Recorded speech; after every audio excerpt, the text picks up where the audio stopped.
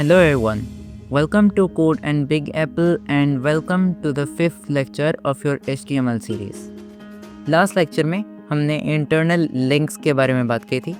आज हम लोग स्टाइलिंग और फॉर्मेटिंग के बारे में बात करेंगे। स्टाइलिंग और फॉर्मेटिंग दोनों आपके कंटेंट की विजुअल अपीयरेंस को मॉडिफाई करते हैं। स्टाइलिंग के अंदर आपके कलर्स, फॉन्ट्स और इस तरह की दीगर चीज़ें आ जाती हैं और फॉर्मेटिंग के अंदर बोल्ड, इटैलिक, अंडरलाइन और इस तरह की बाकी चीज़ें आ जाती हैं। स्टाइलिंग आपके कंटेंट को ब्यूटीफाई करने के काम आता है, जबकि फॉर्मेटिंग आपके कंटेंट को रीड करना काफ़ी हद तक आसान बना देता है कि जिससे समझ में आता है कि इस चीज़ का क्या मतलब है और उसे कहाँ पे खड़ा करना है। Heading level 1 styling. Times New Roman 24 points black on white bold align left. Times new Roman 24 ये सब इसकी बेसिक स्टाइलिंग है। सबसे पहले हम लोग लगाते हैं इस पे कलर।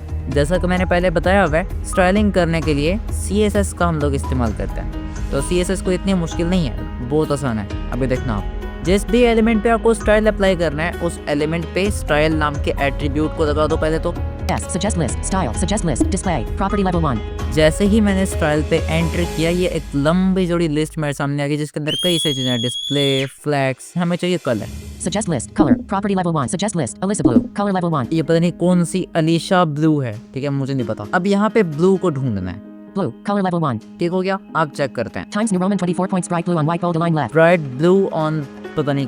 इसी तरह से अगर आपको बैकग्राउंड कलर चेंज करना है तो उसके लिए बैकग्राउंड कलर प्रॉपर्टी इस्तेमाल करोगे। Quote space B background dash color property level 1 suggest list black color level 1 Times New Roman 24 points bright blue on black bold align left. ये अप्लाई हो गया हमारा। अगर आपको फॉन्ट चेंज करना है इसका, F font dash family property level 1 suggest list apostrophe Sego UI. ये वाला लगा देते हैं। Sego UI 24 points bright blue on black bold align left. ये देखो Sego UI सेट हो गया हमारा। एक बार पूरी हेडिंग फिर से दिखाता हूँ। 2 space less H1 style equals quote color colon blue semi background dash color colon black semi font dash family colon apostrophe Sego UI Tahoma Geneva Verdana sans dash serif semicolon quote greater styling less slash H1 greater. इसी तरह से आप बाकी के elements पे भी अपने style जैसे अप्लाई करना चाहो कर सकते हो, लेकिन एक चीज़ अभी बाकी है। अगर आप चाहते हो कि कुछ ऐसे स्टाइल्स हों कि जो आपकी पूरी की पूरी बॉडी के ऊपर लगें, तो उसके लिए आप बॉडी पे वो स्टाइल्स अप्लाई कर दो।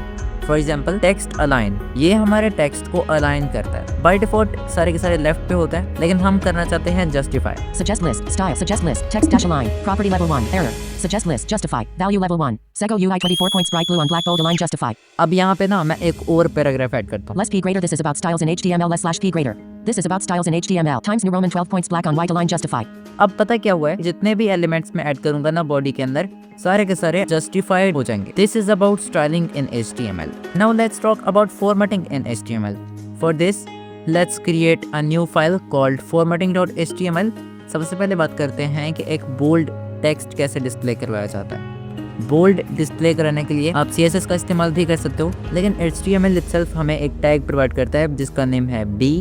हम लोग उसका इस्तेमाल करेंगे। Less suggest list greater less b greater this is a bold text less slash b greater. P को B के साथ रिप्लेस कर दिया।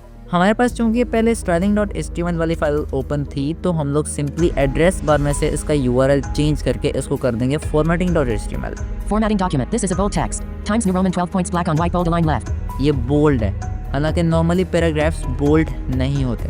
अब इटैलिसाइज करने के लिए I टैग इस्तेमाल होता है, अंडरलाइन करने के लिए U टैग इस्तेमाल होता है। मार्क में करके दिखाता हूँ। इसके लिए लेते हैं एक P। अब यहाँ पे पहले एक नॉर्मल टेक्स्ट लिखते हैं, अब यहाँ पे मार्क लगाते हैं। Less mark property level 1 greater अब यहाँ पे content slash m a r k greater less mark के क्लोज होने के बाद स्पेस, space आगे बाकी का text. less p greater I use less mark greater Kotlin less slash mark greater for my Android development work less slash p greater. Mark के अंदर आप जो कंटेंट ऐड करते हो उसको ये विजुअली हाईलाइट कर देता है। NVDA इसको हाईलाइटेड रीड भी करता है। I use highlighted Kotlin out of highlighted for my Android development work. तो यहाँ पे पहुँच के हमारा काम खत्म हो जाता है। दोनों ही टॉपिक्स बहुत छोटे थे, कितनी आसानी से कवर हो भी गए, लेकिन जब आप रियल टाइम में काम करोगे ना तो हैवीली इनका इस्तेमाल होगा। तो CSS आपको फिर खुद से सीखना है, काफ़ी सारी चीज़ें आपको सीखनी पड़ेंगी। मैंने बेसिक जो होता है ना वो आपको बता दिया है, बाकी आपको खुद करना है। अगर इस तरह की मज़ीद चीज़ें सीखना चाहते हो तो फिर कोड एंड बिग एप्पल को सब्सक्राइब कर लो।